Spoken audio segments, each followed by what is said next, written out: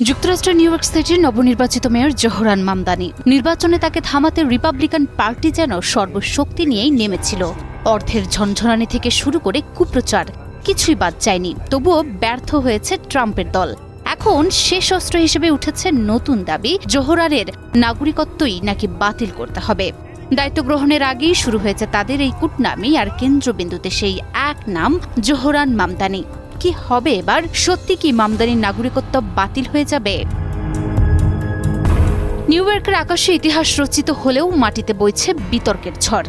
যুক্তরাষ্ট্রের প্রথম মুসলিম mayor Zohran মামদানির অভিষেক যেন পরিণত হয়েছে রাজনৈতিক ভূমিকম্পে। একদিকে যেখানে অনেকে দেখছেন বৈচিত্র্যের জয়ের প্রতীক, সেখানে রিপাবলিকান শিবিরে শুরু হয়েছে তীব্র আক্রমণ। কেউ বলছেন তিনি কমিউনিস্ট, কেউ বা অভিযোগ তুলছেন সন্ত্রাসবাদের সহায়তার। এমনকি রিপাবলিকান দলের একাধিক সদস্য তার নাগরিকত্ব বাতিল ও পদচ্যুতির দাবি তুলেছেন। অথচ এখনো পর্যন্ত এসব অভিযোগের পক্ষে কোনো বিশ্বাসযোগ্য প্রমাণ পাওয়া যায়নি। ডেমোক্র্যাট দলের এই তরুণ নেতা জোহরান মামদানি একজন অভিবাসী পরিবারের সন্তান। মামদানি 1998 সালে 7 বছর বয়সী উগান্ডা থেকে যুক্তরাষ্ট্রে গিয়ে 2018 সালে নাগরিকত্ব পান। মার্কিন আইনে প্রাপ্তবয়স্কদের নাগরিক হতে সাধারণত 5 বছর দেশটিতে আইনত স্থায়ীভাবে বসবাস করতে হয়। নাগরিকত্ব বাতিল শুধুমাত্র আদালতের আদেশেই সম্ভব।